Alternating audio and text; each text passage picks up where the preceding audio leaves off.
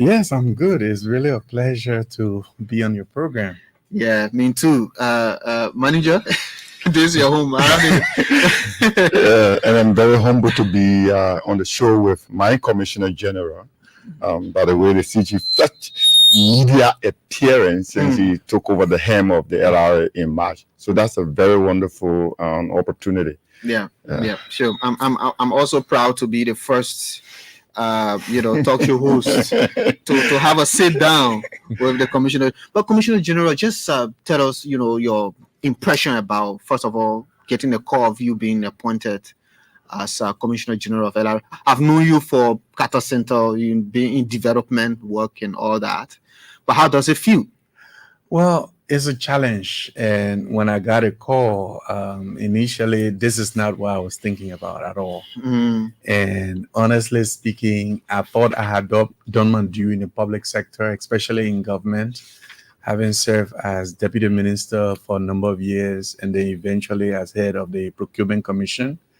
I thought I had done my due in government and I was really focused on doing other things. I was still in the public sector, like you rightly mentioned. I was with the public Carter Center, and I thought that's the line I wanted to go on. But then after the election, the president called me. It turns out, as I will eventually learn, that I was the first person he decided to appoint.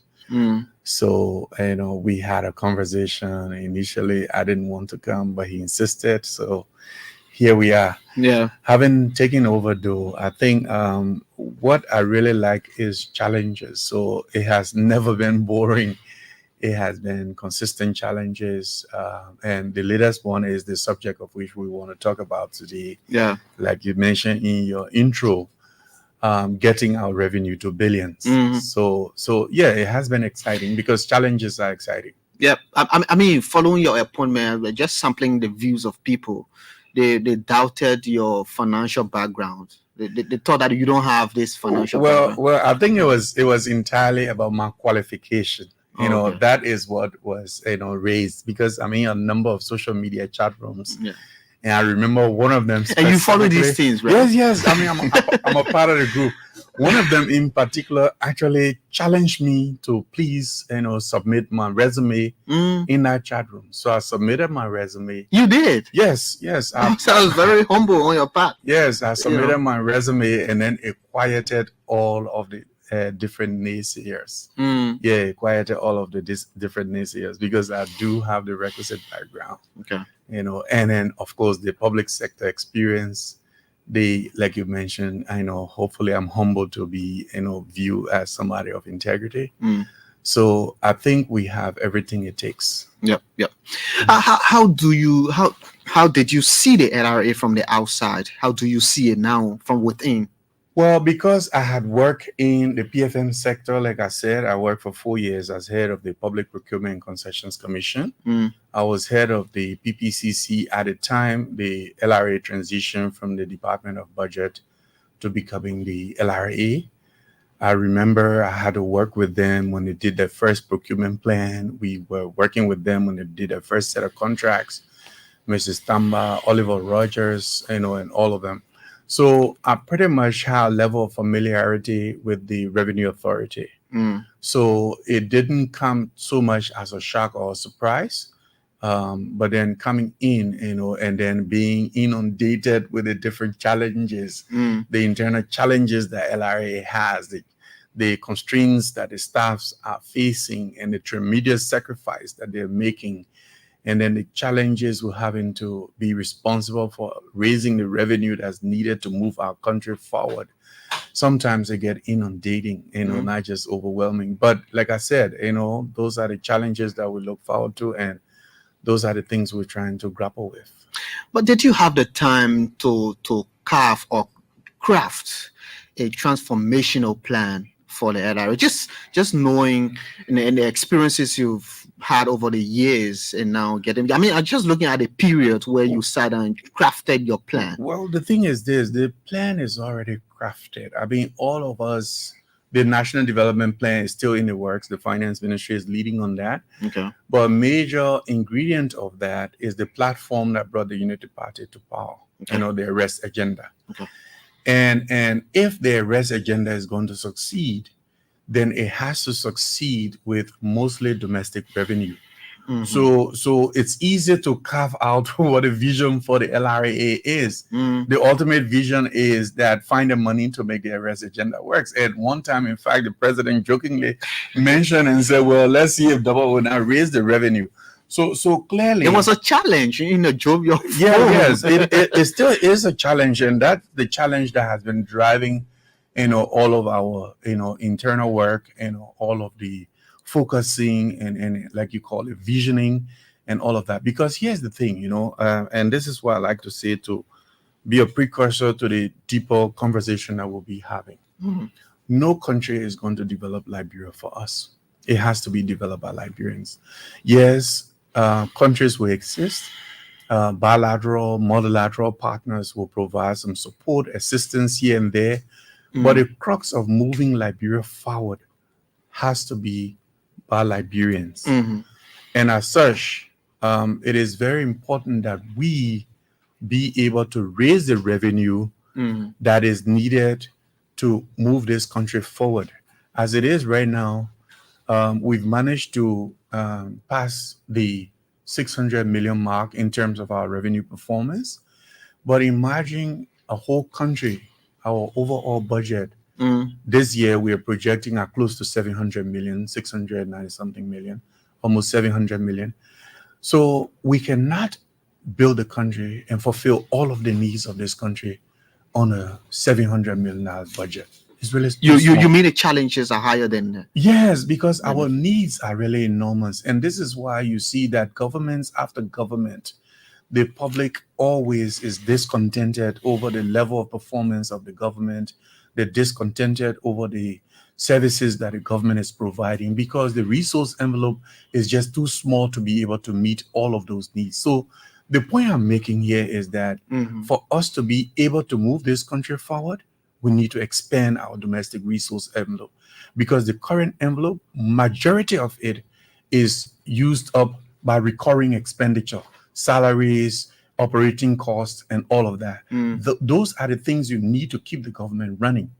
So if most of our budget is used up in recurring expenditure, then how much is going to be left to build the roads? How much is going to be left to be able to build the schools in places where there are no schools? How much is going to be left to build the clinics and hospitals, the healthcare facilities in those places where there are none? How much is going to be left to invest in Liberian businesses, for instance, so that we can grow a middle class and grow the economy? So I guess this is a collective responsibility and not just an LRA responsibility that we must expand our domestic resource envelope. So imagine the day where, assuming that our recurring expenditure were to remain the same or just marginally increase, and we had domestic resources mobilized in the tunes of billions of dollars, say 2.5 billion. If of that 2.5 billion, about 400 million, 500 million is recurring expenditure, then you have how much more extra? For serious development. Exactly, for serious development. So that's why it's really important for all of us to play our part in ensuring that this domestic resource envelope claims to not just to hit the $1 billion mark, but then to grow above billions, because that's what is going to spur the kind of development that we need to see after 177 years. Well, I'm not a pessimist, but I also do believe it is the possibility, given the challenges, the enormity of the needs, and a country that imports almost everything, including what it eats. Is that possible? Well, I'm glad you say you're not a pessimist, because anybody who's pessimistic to what I'm saying, then they don't know the Liberian people. If you remember, sometimes in 2013, 2014, specifically in 2014, we were plagued by Ebola. The Ebola virus was raging in our country. And I remember the World Health Organization had estimated at one point in time that about 8,000 people would die per week from the Ebola outbreak. And everything was doom and gloom. But when the resolve of the Liberian people set in, we stopped Ebola in its track at an unprecedented rate, to the extent that those of us who were part of the response, we observed that our international partners doubted that Ebola had actually ceased in its track. In fact, they thought that we were hiding dead bodies. So we had to authorize them to go out in the field on their own without Liberians, for them to do the analysis and discover themselves. They did about 3 days. They came back to the meeting and then were able to confirm that it is true, that the Liberian people's resolve had paid off, and that Ebola was actually on a downturn. Eventually, in record time, the WHO declared us Ebola free. So you're talking about a people with that kind of resolve, So what we need to do as leaders is to be able to channel that resolve in a way that we can get these things. And are the resources available? I mean, is the revenue here to be collected? The answer is yes. The revenue is here. It's hanging everywhere. There are a lot of leakages. There's some abuse. There's some due to limitation, but the revenue is here. The question is, how do we now harness that revenue, bring everybody on board, so that even somebody who's selling roasted cassava, or somebody who has their market on their head passing around, from that small business, micro business, all the way up to the large taxpayers, that everybody and every citizen, if we can just adopt the same resolve that we adapted during the Ebola, and ensure that we pay our due taxes, believe me, we can cross $1 billion in a very short time. You are very optimistic, and you have very ambitious plan for the LRA. So talk us through the process of moving this from million to billion. Talk us through the steps and what you've done so far. Okay, so and this is not to my credit, so I will speak to what the LRA has done or is doing. So first thing, we are going digital. So we are digitizing all of our systems, and we are in the progress of that. Our tax system is digitized. People can now file electronically. People can pay their taxes remotely without having to come to LRA. You can stay in the comfort of your home and use mobile money and pay your taxes.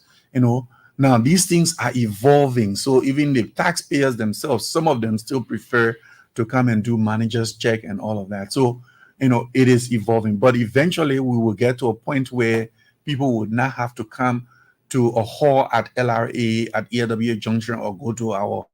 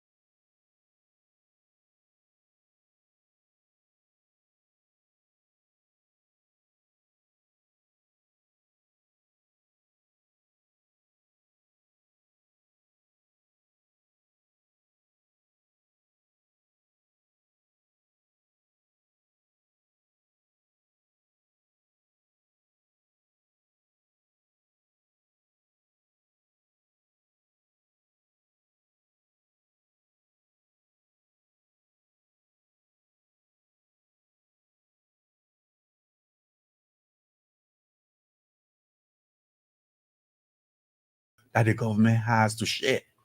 So what we are proposing is that if LRA is going to be able to work to expand our resource envelope, then LRA needs to be giving all the financial resources that we need to be able to expand these things, to be able to invest in our infrastructure, to be able to purchase the technologies expand on the technology. What do you mean by that? When you raise the revenue, you give to national government.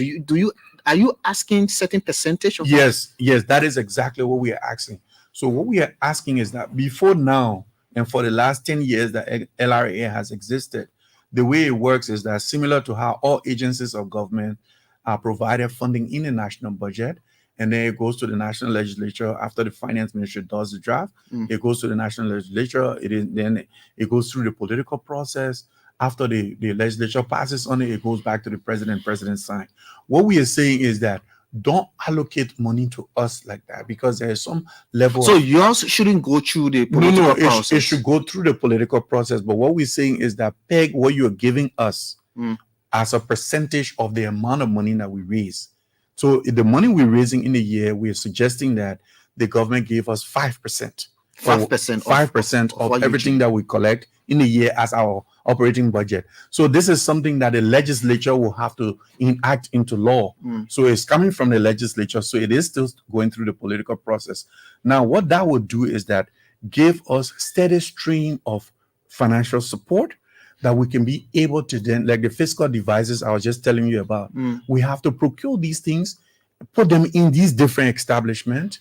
It will not work if we expect the businesses to have to buy it on their own, because it doesn't serve their purpose. It is serving our purpose. So we need investments in these things. We need investments in the technology. We need investments in our technological infrastructure and other infrastructure. We need connectivity. Right now, the LRA system is such that our tax collection around the country does not have real-time connectivity to headquarters. So people collect the money, and sometimes it takes weeks before out of those money come to LRA, because they're in remote locations where there are no banks. They have to collect it, get on motorbike or commercial vehicle, and then transport that money to a place where there is a bank, and then before they file it. So there's a lot of challenges with our operation, and we believe that investing, giving us this space, will give us the resources that we need to invest in those things that are needed to be able to expand the resource base. CG, you're making a point there, especially investing in technology and digitizing all of your platforms to raise the revenue. But there is a willpower on the part of an individual or a taxpayer, for example. You can digitize the entire system, but if I don't have if I haven't cultivated that spirit of patriotism by paying my taxes, nobody pushing me to do, then you have a problem there again. It will stagnate whatever revenue collection there. True. But the thing is that the investment in a technology will actually induce compliance.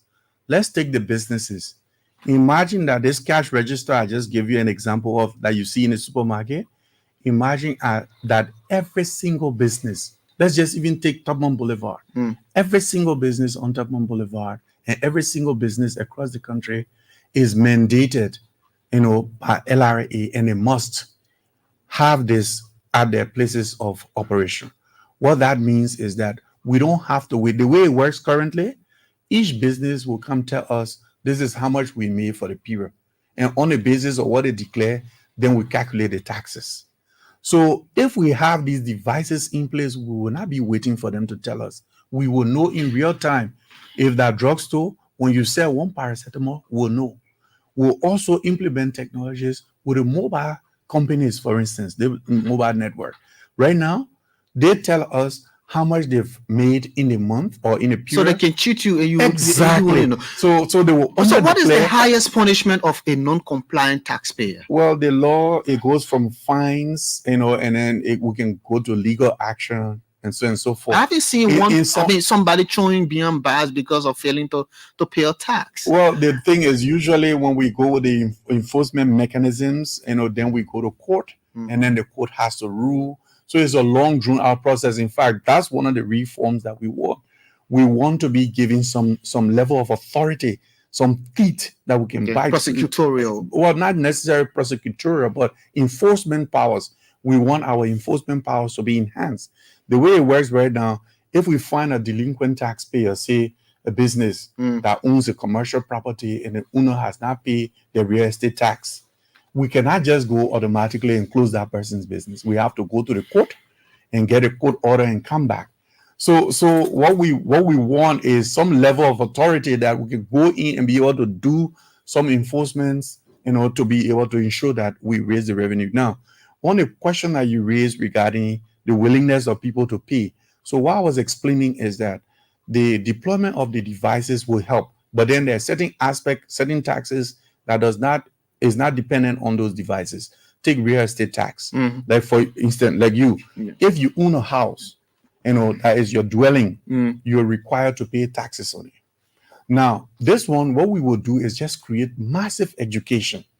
Because if people knew that the amount of money they had to pay every year on a real estate is so small, take for instance a $30,000 property, $35,000 property, the annual tax on it, if you don't have any arrears, is like around $65 per year. That's all you have to pay. So if property owners knew that this money is so low, because the tax rate on real estate property is 0.25%. So it means you multiply the value of your property by 0.0025. Then the number you get, you multiply that value by the number by that your property, the amount you get is the tax that you're supposed to pay per year. So if your property is valued $10,000, you multiply 10,000 by 0.0025. And the money you get, which is $25, is what will be your annual property tax for the whole year. For the whole year. You think that needs to be an increase in the rate? That's not what we're even saying. We're saying that all the things we're saying is that we're not increasing any tax, that we can get $1 billion without introducing any new tax or without increasing any tax. What we need to do is just be able to convince the public, like you said. Some people will be unwilling. Can we then work with people, create a necessary awareness, do door-to-door education, go to communities, work with community leaders, work with municipalities, city governments, county authorities, So that's the new strategy we are going to roll out. We will work with the community leaders, in each of the communities so that they can then work with LRA because they know their communities very well. Then we create the education and then we go back after the education and make sure that people pay. So one of the things we're proposing to the president is to see if he can issue an executive order to grant waiver for all arrears in the past. Because if you want to, many people have properties that they've not paid on for many years, especially for residential property.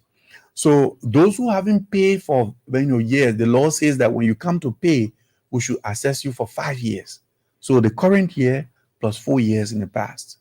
Then usually, so imagine the example I gave. If you're supposed to pay $50 annually for your property tax, then we'll multiply that 50 by 5.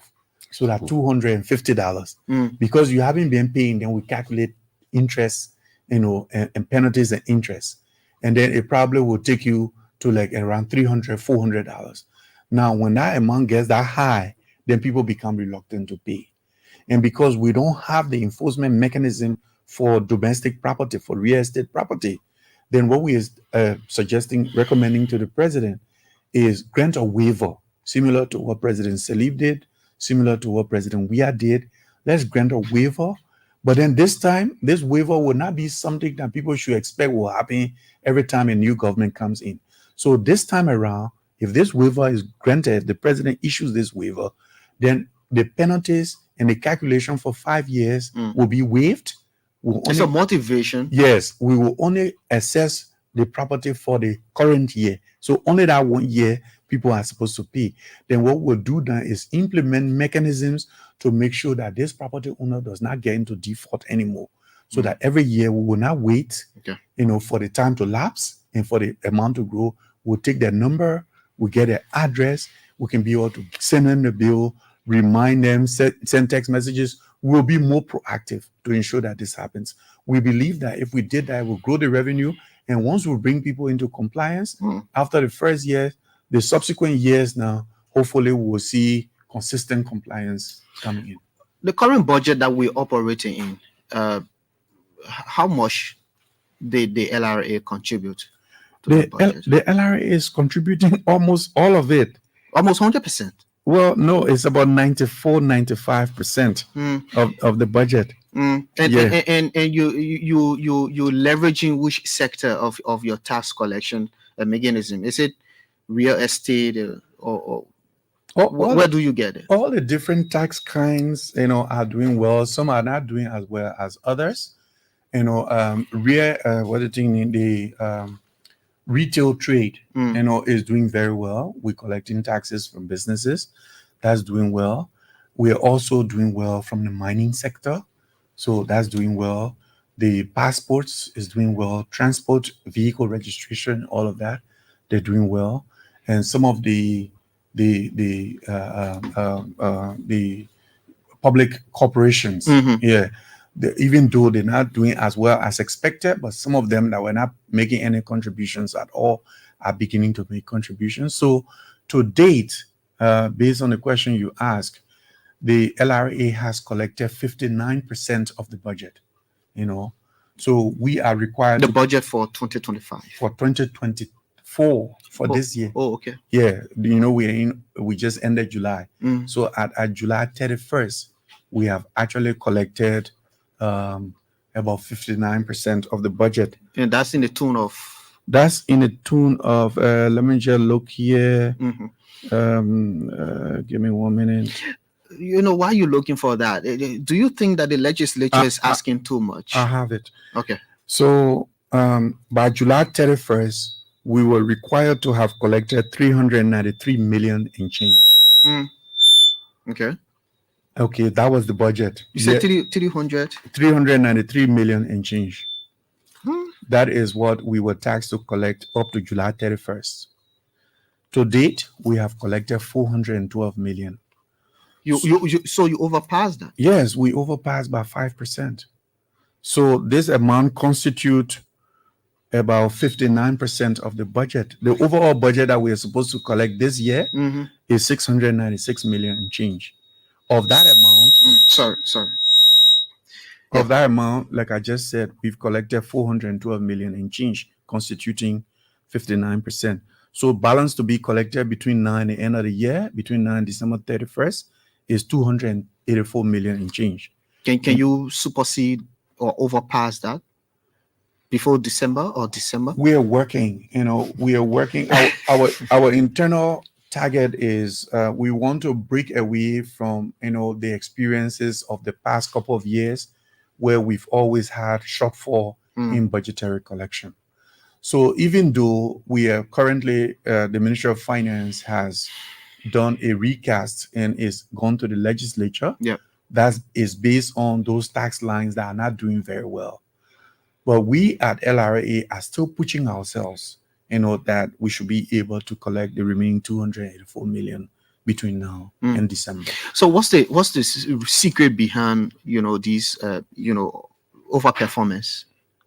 Well, it's just the vigilance of the staff, and they have really been vigilant. I would really like to publicly acknowledge, how hard they've worked, because if you look at the challenges they're faced with, many of them don't have the tools and the resources to work with.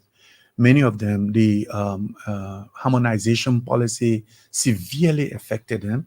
And these are people who are collecting our money. Can you imagine? Somebody collecting like $50,000, $60,000 for you every week, and then you're paying him $600 a month, where he was making about $1,500 before. So these are really demoralizing. However, they're still working very, very hard, and we want to laud them for that. We also have a level of cooperation from the taxpayers. Taxpayers are paying their taxes. Some of the lines are doing really very well, and we want to commend the taxpayers for that. Those who are not doing well and those who haven't been paying, part of the exercise today is to appeal to them that the development of this country is everyone's business. If you get sick and go to JFK and expect that you will see medicine in JFK, then it means you have to pay the taxes, because your little part that you contribute, will go a long way in ensuring that we meet the budget targets. And once we meet the budget target and grow the budget, then government is able to provide more social services. They can patch the road to your neighborhood. They can pave the road that go into your county, or to your district headquarters. So the crux of it is that we have to raise that. And unlike what we've seen before, where bulk of our national development was like, oh, let the donors can help us, let the donors can help us. the donors have done really quite well.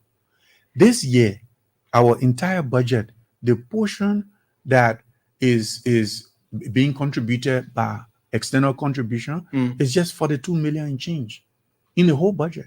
Yes, so bulk of the budget is domestic revenue, and that's what we are in the process of And collecting. thanks to the LRA for performance. Well, yes, we are still performing thanks to the staff mainly. Again, I can't stop telling them thank you. They've been very vigilant. Some of them have faltered here and there, but those ones we're working on them. But generally, the performance has been very splendid, and we hope that that will continue despite the difficulties. I mean, look, anytime you see an LRA person, and this is not just to you in studio here, but to everybody who's listening, you should really look at that LRA staff with admiration because the difficult conditions they're working in. Imagine people are going to do tax collection and they're riding motorcycles because we don't have the vehicles and the logistics.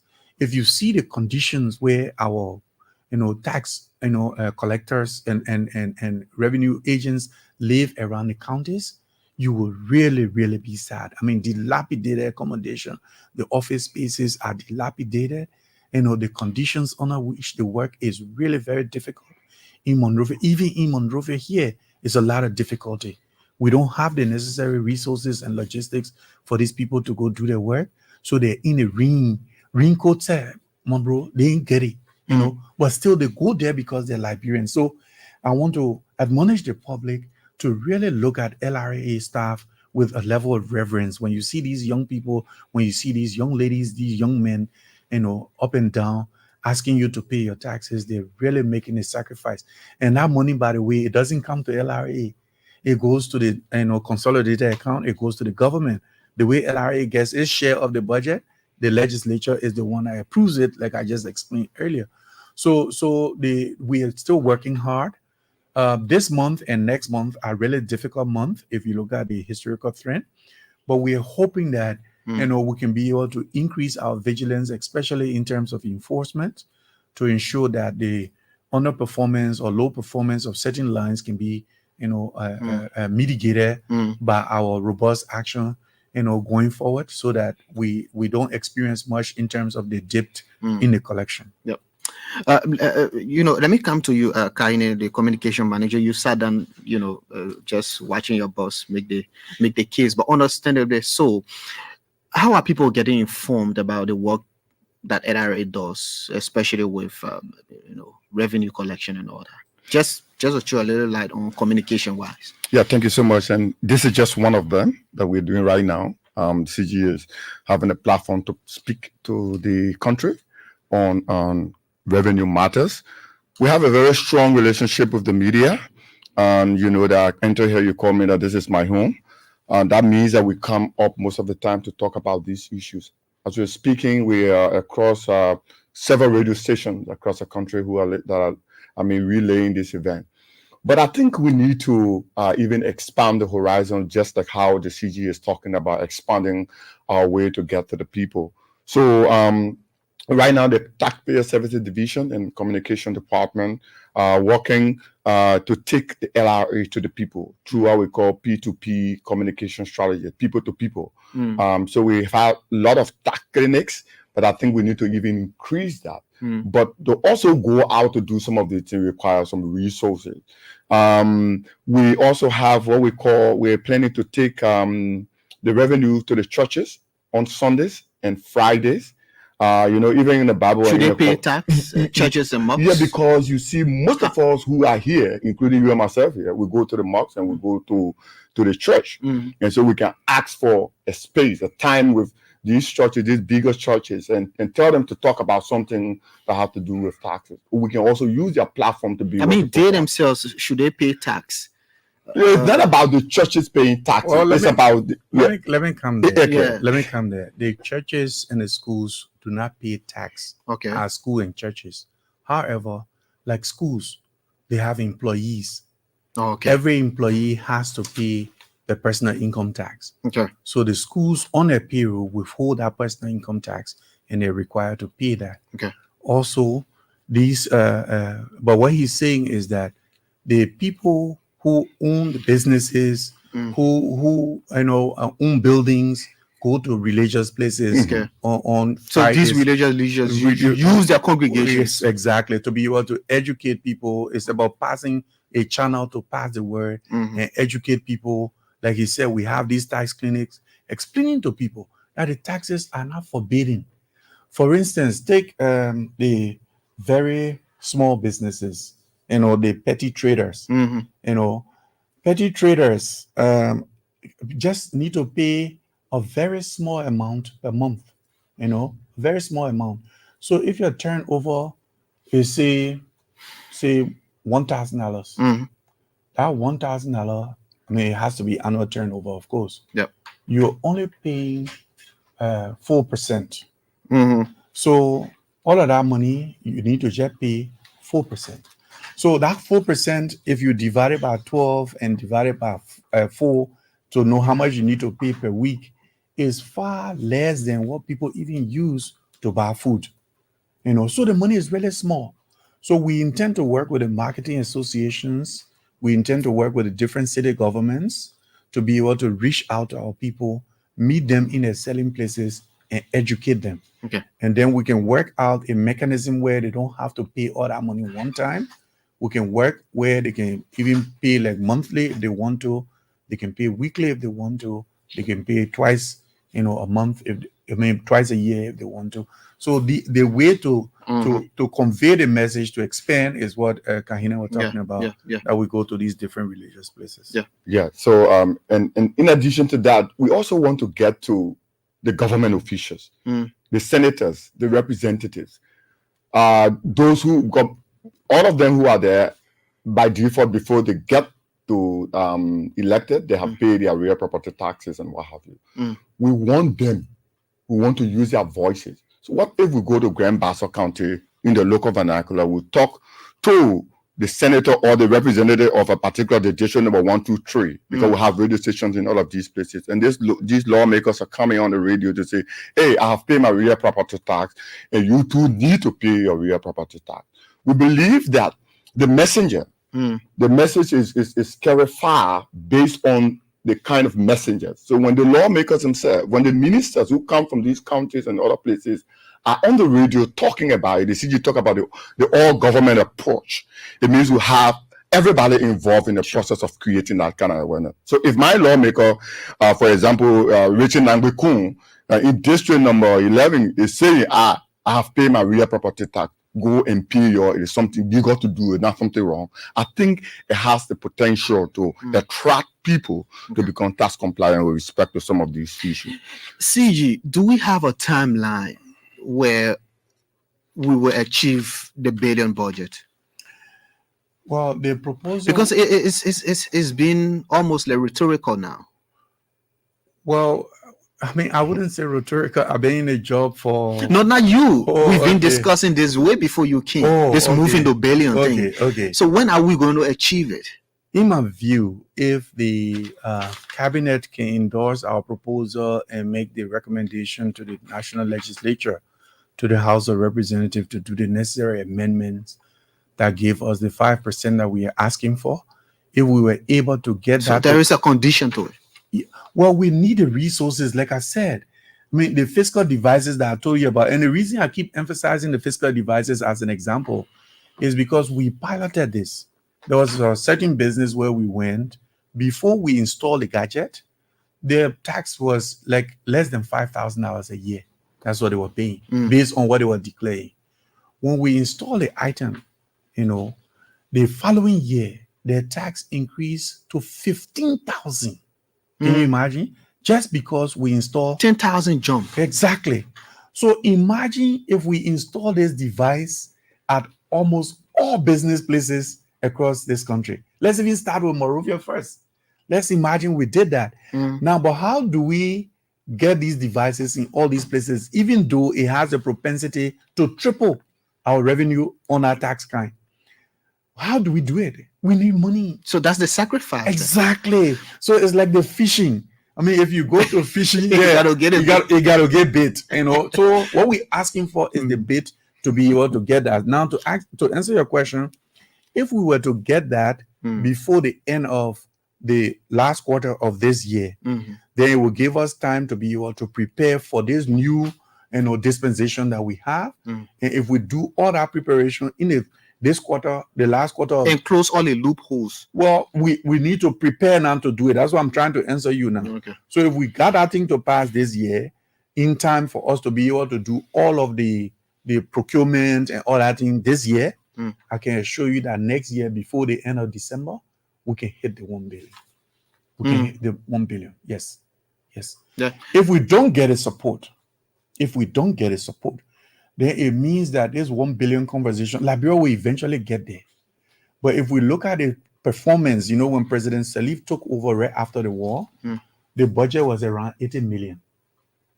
It has grown up to last year. It was 500 and some more million. Yes, last year, it was 612 million. Yeah.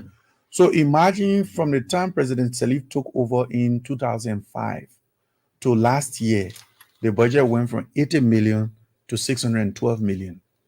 Now, if we have to grow at this pace, we probably will take another 10 to 15 years before we can hit that $1 billion mark.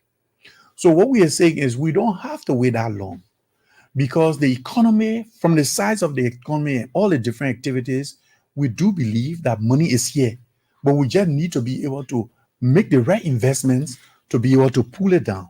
And it is these investments that we want to do. That's why we're asking for this. We're not looking for this money because we want to buy luxurious vehicles or we want to go merrymaking. No, in fact, what we are proposing is that every year at the end of the first quarter, we are proposing that GAC should come and do an audit of the LRA if the thing passes, so that we can be the priority agency that GAC, because they don't do all the agencies because of low constraints. Because of constraints, we are proposing that LRA be the first to be audited every year, so the public can be assured that this extra money that LRA is going to be getting, that we are using it for the intended purpose, and we can show that also by the revenue that will be increasing. CG, let's take calls. Let's hear from Liberians what they have to say. You're listening to the Super Morning Show this morning. The Commissioner General of the LRA is here, along with Kahide Sengbe, the Communication Manager. Let's hear from this person here. Good morning. Good morning, Vavli, and good morning to the Commissioner General and that office communication man. Yeah. This is Maurice Moses Mogai, and I call from Jacobstown. Vavli, let me appreciate the Commissioner General. I think his team is doing a very fantastic job. As it stands, they have generated up to 59% of projected revenue. I think that is fantastic. All we need to do is to encourage Liberians. Let's be able to pay our taxes so as to help government to be able to invest into public sector development. I think we have to grow this country so that we tax compliant.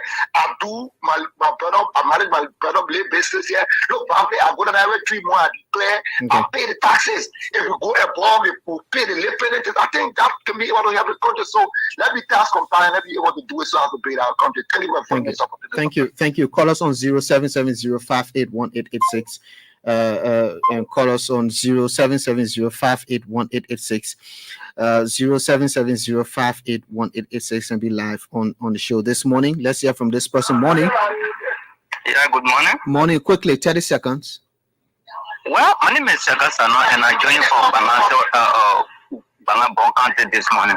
Yeah, from Banga. Go ahead.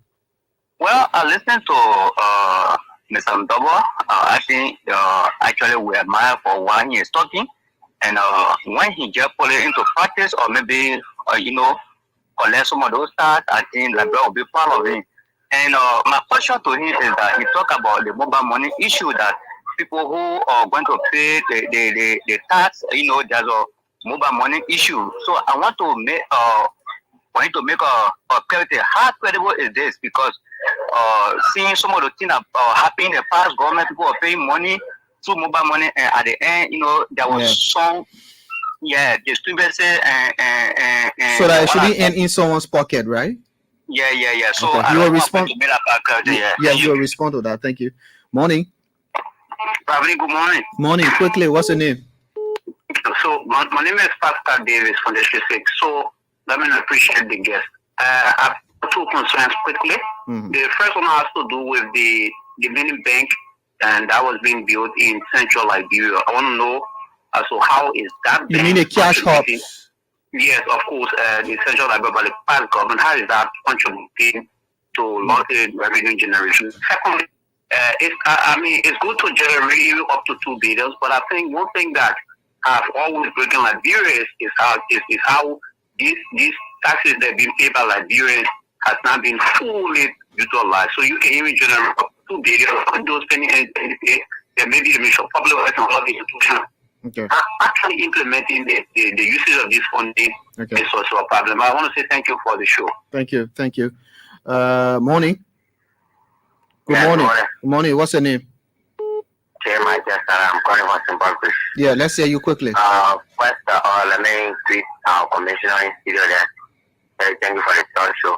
I wanted to know the benefit that Librarian paying a tax regularly and some benefit, and also mention that school don't pay taxes to a real one for the agenda issue. Okay, thank you. Morning. Good morning. Morning, what's your name? Yeah, Bobby, my name is David Gideon, and I call you for Kidman. Yeah, let's hear you quickly. And I want to say good morning to the Commissioner General. Bobby, I have a recommendation. My recommendation has to do with the commission. One of the things I want people to really press on the president and the labor minister to do in this country when it comes to our revenue generation is the labor should be looked carefully at. The labor sector. The labor sector, because there are a lot of our brothers working in the labor is not really being looking at their own pay. And once the country revenue should be boosted is based on the labor. Today, even in America, people are paying taxes, people working because the labor there is working. The labor ministry is really working for the labor of the citizen. Okay. So I think that's one of the things that will really make our revenue to be, to go high up. Thank you. We can take this last. Morning. Yeah, good morning. Good morning. What's your name? This is Dr. Molu Kosso, the acting president of the Lufa County University. Yeah, let's hear you, sir. Yes, I would like to commend Honorable Double Jala for the hard work. This is what I want to see in Liberia. I remember when I arrived here in 2019, I decided to pay my estate tax. And somebody said, but nobody asked you to do so. Why are you doing so? Nobody will be able to beside us. Okay. If we don't pay our taxes, Liberia will not develop. I've been paying tax since 2019 to today because it is our taxes that build Liberia.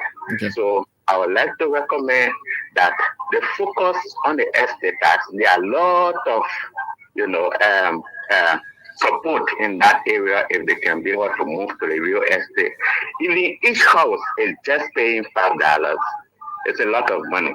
Okay. So Thank if you. we can focus our energy to the real estate tax, we will always pass the benchmark of our budget. Thank you so much. Thank God you. bless. Thank you. Yeah, CG, you listen to the callers, some commendations, also recommendations. Yeah, you can just respond to them. Yeah, okay, thank you. The first one I'd like to respond to is the one that had to do with the legitimacy or the authenticity of using mobile money as a payment mechanism. Now, please, there's a lot of mobile money scams going on now. Somebody should not send you a message and say, oh, pay your mobile money send mobile money to this for as your real estate tax and you pay. No. The way it works is that if you have mobile money, Lone Star mobile money, for instance, MTN mobile money, you dial *156. It will give you the menu. Then you click on pay bill and then you select taxes. So it will actually lead you on. You have to provide a tax ID number. You select the kind of tax that you're paying before you can be able to pay the amount. So once you pay using the menu of the cell phone operator, then you don't have any problem there. Just make sure you provide all the fields because we will need all that information to be able to, when we receive the money, to know, who to credit this money to so that it can be credited to your account properly. Okay. Also, regarding the cash hub in Central Liberia, I think this was an initiative of the central bank. So I would like to, if you can put that in a parking lot, so that the day central bank comes here, yeah, you can ask them that question. Now, the next person was, asking about assurances that when the revenue is collected, that it will be utilized properly. Now, I like to clarify here, LRA, we are the tax collector. The law gives us the power to collect taxes. The law does not give us power to do anything else with our taxes but deposit it in an account. Under our law, it is the legislature, especially the House of Representatives, that has the power to apportion public resources. So the money we collect, we put it in a revenue account at the central bank, and then the national legislature every year they then allocate how that money should be spent. So if we will build road with some, that the legislature will allocate it. If JFK will get money to buy medicine, that the legislature will allocate it. After it is allocated, the execution is spearheaded by the Ministry of Finance. So even us, the money we use is allocated by the national legislature, the one that we are supposed to use. So, and what we've seen so far with the vigilance of the different anti-graft institutions, we believe that we're not there yet. There's still challenges, but I think by and large, the government is moving forward. What I would like to admonish the citizenry is that when you pay your taxes, then it gives you not only a voice in the game, but also you should be vigilant to make sure that your tax dollars work for you. So you should hold all of us accountable. And since it is the legislatures that are allocating the House of Representatives and the national legislature in general that are allocating public resources, you can hold them accountable, when the appropriate time comes. When they come to your district to have town hall meetings, you can ask them questions and all of that. They also have oversight on the executive. So if you think that certain thing is going on that is not satisfactory to you in the public, then you can raise it with your legislature and they can be able to cite the appropriate government agency. But the first thing is, the saying goes, they say dry does sweet, but what thing will be eating. Also, they say before you can butcher the deer, you got to kill the deer first. So whilst accountability is important, and also ensuring that our tax revenues are used for our interests, we need to be able to build the tax revenue first. We need to get it, because the way it looks right now, the space for us to be able to do national development is really very limited. It's really, really very limited. It's important that in our limited space, we don't want people to abuse it and be able to convert it to their own personal use. But let's all work on raising it. Then we can hold appropriate people accountable if they step out of line. Somebody wanted to know about the benefits of paying taxes. One benefit is the road that you are using. This road, when it's paved, that's how we all benefit. When you get sick, you go to hospital or you go to the clinic. That's how you get benefit. If you got children or you yourself attending a public school, that's how you're getting benefit, because the salaries of the doctors or the teachers, are all coming from these taxes that we pay. So these social services that government provide, in the construction of roads, in the building of schools, in the payment of public servants and teachers, that's how the people benefit from the tax revenue. The benefit is not to say that we'll collect the taxes, they will line up people and say, yeah. No, we can't do it like that. The government will spend it in ways that will benefit, through development to benefit everyone. And then the second part of the question was for me to clarify that schools don't pay taxes. No, the only taxes schools are required to pay is the withholding tax that they take from their employees, from their teachers and their staff. Because the law requires that everybody who is an employee or staff or consultant, when they're being paid, their income tax should be withheld. And the school acts as a withholding agent on behalf of the LRA. And they deposit. And they are required to remit that money, deposit it or remit it to LRA. Now, in terms of the question on the labor sector, again, I want to, put that, you please put that in a parking lot so that the day somebody come from the Ministry of Labor. But I think this is a very valid concern. The issue is that in the labor sector, the Decent Work Act already sets the minimum wage. So this caller needs to acquaint himself with the requirement of the Decent Work Act and make sure that if he's employed, that his employer is paying him the minimum wage that is enshrined in the law. Okay. If you're getting minimum wage, then it means everything is fine. If you're not getting minimum wage, then you need to alert the Ministry of Labor so that the appropriate action can be taken to correct that. Also, I'd like to just thank the acting president of I think it was the local community college. Yeah. I want to admonish him to continue to pay his taxes and let's all continue to work hard. The point he makes about real estate being a potential for raising a lot of revenue is true.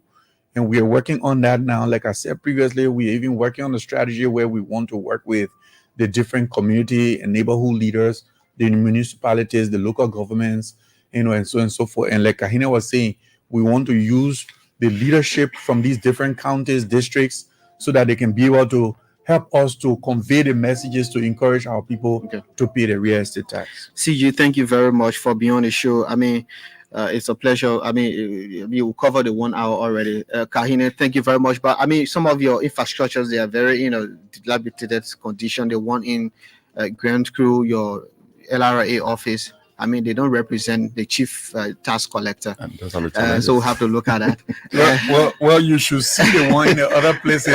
Somebody posted a picture of the one in Sino in Greenville on Facebook, and some people sent it to me. I was like, maybe this guy hasn't traveled to the other places. so exactly the point. But the LRA should be ashamed of that. Well, no, but these are the challenges that we have, and this is what we're saying. For us to invest in this infrastructure, if we are getting recurring allocation in a budget every year, where are we going to take the money from to build? But no plans to renovate them. The plan is that you grant us this 5% that we're asking for. So until then, it will not be renovated. Well, if we are giving just bare boom budget, that we need to be able to do the tax collection, and we have almost 700 million to collect, we have to choose our expenditure in a way that we prioritize collecting the revenue first. We can't leave revenue collection and say, we're going to be renovating houses when the money not enough. The challenge is the money is just not enough. And if we were able to get this request granted, then we will have the space to be able to invest in our infrastructure and so on and so forth. And so finally, we'll be recognizing our taxpayers. Taxpayer Appreciation Day will be held this year for 2022 and 2023 because we didn't have them for the elections year and all that things. So our taxpayers can be assured that we will appreciate them this year. All right. Thank you. Thank you very much.